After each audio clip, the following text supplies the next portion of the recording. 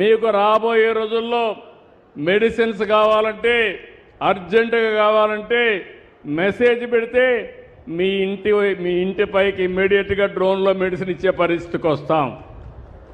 అంటే అదే కాదు, ఏదైనా సరే మీ పొలాలకి ఎక్కడ తెగులుందో ఆ తెగులు చూసి ఆ తెగులు మీదనే క్రిమి సంహారక మందులు వాడే పరిస్థితి వస్తుంది.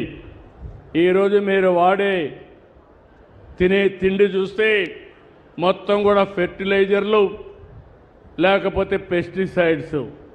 దీని తింటే క్యాన్సర్ వస్తుంది. ఈరోజు పంజాబ్ ఉంది. ఒకప్పుడు పంజాబ్లో ధాన్యం పండించేవాళ్ళు, అక్కడి నుంచే ధాన్యం అంతా దేశానికంతా వెళ్ళేది.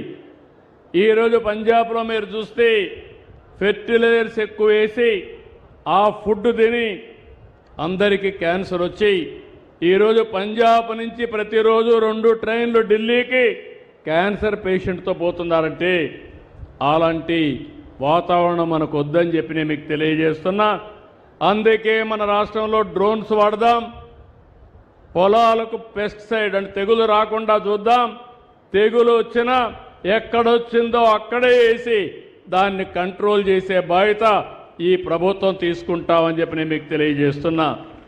అందుకే డ్రోన్ సిటీ ఏర్పాటు చేసి సివిలియన్స్ అప్లికేషన్లు కానీ డిఫెన్స్కి కానీ ఎలాంటి డ్రోన్స్ కావాలనో తయారు చేసే బాధ్యత తీసుకుంటాం.